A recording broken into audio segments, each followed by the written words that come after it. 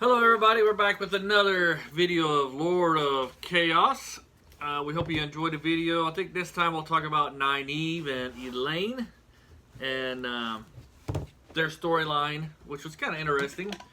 We see Nynaeve's storyline really shows how powerful and how quick she is to learn and how she's able to figure things out. And then Elayne, she was her story, she didn't really have much of a storyline in this book, really. Elayne makes me sad. Elayne makes you sad? Why is that? Her arrogance is horrible. Well, she is a princess. The daughter heir, as she would tell you.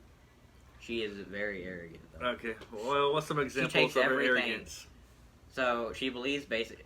Okay, so first of all, this is like from other books. So, when Rand was going away to the IOAs to do things, she gave him 2 letters. One telling him that she loved him, and then one apparently telling him that she never wanted to see him again. And it was like, I wonder where you got that from. Right. Looking at Nynaeve's freaking things, the way how she deals with land, I'm just like, you stupid. You don't deal with men like that. I wouldn't, yeah.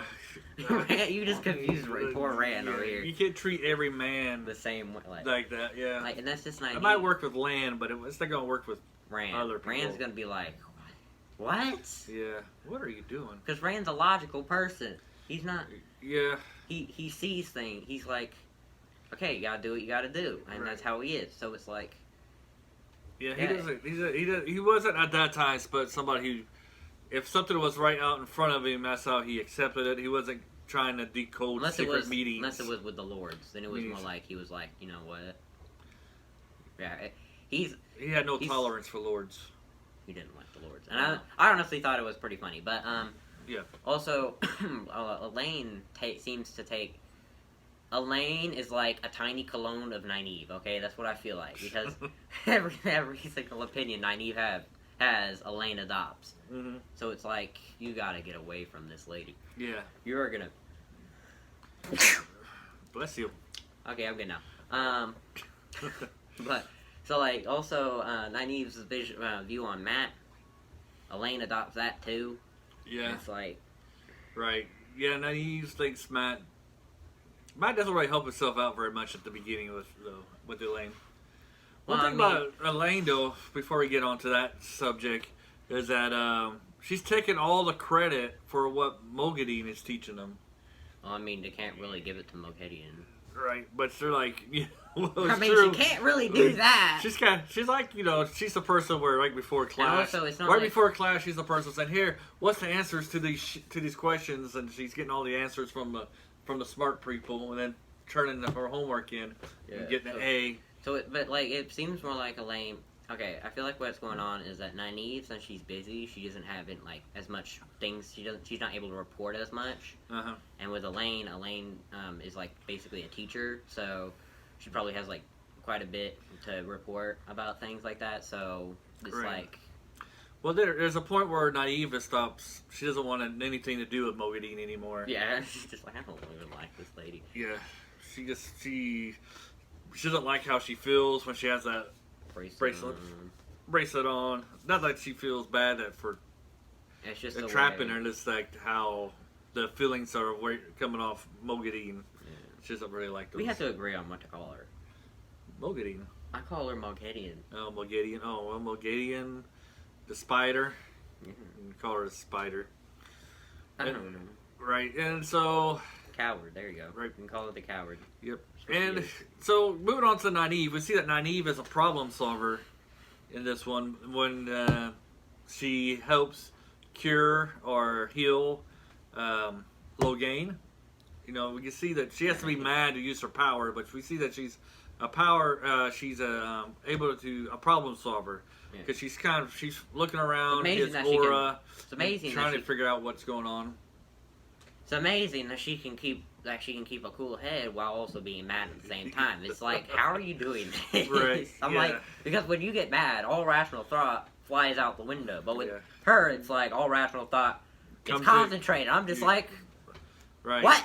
It's like maybe sometimes she's more rational when she's angry. Yeah, it's like she's more rational when she's mad. I'm like, you're so weird. Yeah. And like, but also, Did you? It was funny after she like none of the Aes Sedai really wants anything to do with her until she. I mean they love the fact that she does come up with some new techniques and stuff, but they really kind of keep her as a outsider. But once she heals Logain, then all of a sudden all the Yellow Sisters are like, "Oh man, she's great. We got to do that." So she has to be torn apart every day and then do dishes. Right. And I'm just like, she has to be. I would not do the dishes. I would literally go to the. I would literally just go to like Sheriam or like one of the others. And I'm just like, I have some problems. Yeah, I need some help. Doing her dishes is her punishment. Yeah, it's just like, yeah. I'd be like, okay, I'd just go up to him. I'm just like, okay, look, I'm fine with doing dishes, just as long as you keep these people off of me. Yeah, he's like, nope, it's too late. Too late now. It's funny how like after she heals Logain, they have to try to keep her mad so she can go heal. Sheriam's like trying to get her mad and like, look at you, you didn't do nothing. And I mean, like the way Sheriam is, it's just like. She's like, I believe you, and then she's like, oh, wait a second. And it's like something clicks for her. She's like, wait, I have to keep her mad. Yeah, like I don't believe you. And then she changes it, and then Nyneave's like, what? What is it? What's wrong with you? And then after a while, when she realized what they were doing, it made her even more mad because she's just like, I'm being used. Yeah, I like how it describes it. She almost tore Swan's head off. She's like, she grabbed her head and said, "Shut up, Swan," and she heals Swan. And then she doesn't give them all their power back because she can't. No, yeah, because she healed a man and then she tried to heal a woman the same way, and it's like, well, you see, there are two different powers. Like they both can.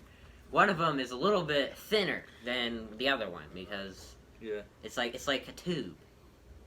You gave Sheriam and Leanne the small tube, the very skinny tube, and you gave Logain the big one because that's how you heal them. You don't know what you're talking about.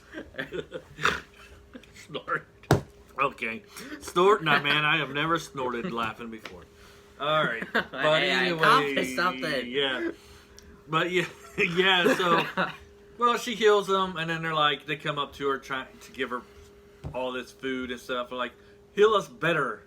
She's like, I can't heal you better. She's like, I can't. I already healed you. Yeah. I can't heal what's already been healed. Yeah. So. And she's just like, and I'm just like, while I was reading that part, I'm like, just cut them off and then heal her. Right. Just do it again. Yeah. So then we get to the Wind of the Bowls. But then yet again, she can't really do anything anyways. Yeah, without being mad. Well, I mean, not only that, she was like completely drained. Yeah, at that the time. Yellows were like, hey. Yeah, but she could have done it some other day if she could. And then she probably had no time. And then we have the Wind of the Bowls, because right at this time the Earth. Wait, the what? Wind of the Bowl of Wind? Bowl of Winds. What did I say? The Wind of the Bowl. The Wind of the Bowls. Isn't that what it is? The Bowl of Winds. It's like. Yeah. Anyways. Run away, everybody! It's the Wind of the Bowl that's coming. It's just like. Bowl of the Winds. I could just imagine like a big wave of bowls coming at him. Just like, run away! So they're trying to convince the Aes Sedai to let him go because right now it's like a big drought. It's supposed to be, is it winter time? It's supposed to be winter? It's supposed to be. Right, and it's like dry land, dry heat, no rain. I mean, it's practically So they find out through going through the dream world using need that there's a bowl of the winds. Has something to do. Yeah, that can change the weather. Bowl of the winds. Yeah. Okay. I don't think that's what it's called though. Yeah, I think it is. Anyways. No, they don't. They haven't named it. They just call it a bowl. Right. No, I can't remember. Is this the one? Elayne becomes Amelin in this one, right? Yeah. Okay. Her becoming Amarillin is like the worst thing to happen to her. I swear, it is. It's horrible. Yeah. I liked her until this part, and I was like, I don't like you anymore. Why? Okay, why don't you like her? Because she's Aes Sedai now? Like she's full-blood Aes Sedai, or what? No, I mean, like, I don't care if she's full-blown Aes Sedai. I just care if she acts like one. I mean, the way she acts, just like, oh my gosh. Right. So, Yeah, so she comes, I'm on seat, and then when Matt brings Avienda over, and then he's like, she's gonna kill Elayne. She's gonna murder her. And then the whole time she's sharpening her knife, and Matt's just like, I'm gonna have to bring one escorted back behind freaking jail bars or something. Well, one's gonna be in a box. And then one's gonna be in a box. And then it comes to find out that she sharpened a knife so Elayne can kill her. Yeah, it was more like because she accidentally stole Rand, and that was exactly the opposite of what she was meant to do. So, she went way far. She went all the way with Rand, and Elaine's like, "You did what?" But like, it was funny. I love that part because it was Elayne just like. Her whole thought process was like, kill. Yeah.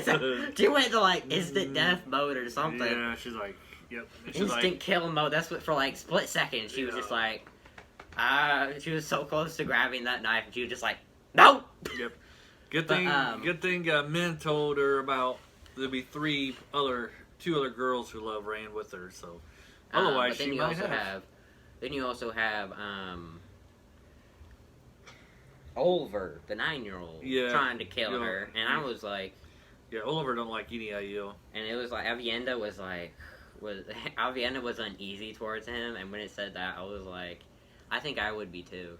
Yeah. Because like, you don't kill kids, I mean, you should kill a kid anyways, but in like the Aiel, it's like really, really bad to kill a kid or even hurt one. Mm-hmm. So, and Oliver is 9, so he's a kid, and when he tries to like kill her Avienda, it's like, well, you see, Avienda can't exactly fight back because it's a kid. So I'd be uneasy too if I couldn't fight my enemy. Yeah. And my enemy wanted me dead. Right. So I'd be like, let's just keep that over there. Mm-hmm. I'll stay here. You stay there, and I'll put a wall in between us, 5 feet thick. Right. So. You're just like, it's just like catching on slowly. Catching on slowly, yeah. Alright, and so, so Egwene comes, armlet seat, and then they meet, and then Matt comes, and he's like, you guys are going to get so much trouble for doing this.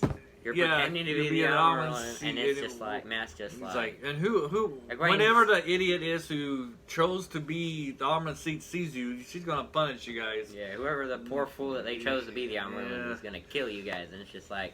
I am the Armlet seat. Yeah, Egwene's just like, I am. And then eventually, Matt's probably just like, oh. Like, quite a few pages later, like maybe like the next chapter, but... Right. He finally understands. He's like, okay. He finally accepts it. And then he's like, he doesn't treat any Aes Sedai with respect, but then he bows to Elayne. He expects his men to do it. And she's like, oh, thank you for showing. I thought that was more of a mock, though. No, he was really doing it that way to show that he respects her, and that way to give her more credit, or with the other Aes Sedai who's just trying to make a puppet out of her. And then I like the part where they're getting ready to go to Elbadar. You have Matt doing all this nice stuff for Elayne, and Elayne treats him like dirt. Well, I like the part where Elayne makes the big gate, supposed to make a gateway, and Matt's like, saddle up, and then she makes this gateway, and he's like, dismount, and he's like, she makes it all small, she's all proud of herself, when Rand can make it twice as big. And stuff. Rand can make it big enough to transport entire armies, right. And Egwene's just like, oh, it's like, here's a rabbit hole for you to climb through. Yeah. And then she's just like so happy. She's just like, I made a portal. And then Rand's over here just doing it willy-nilly, just like, okay, guys, you ready? Whoop whoop.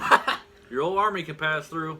Yeah, I feel like when it's just so funny because Egwene's just like so proud of herself for these little things, and then you see another character that can do it like 10 times better. Right.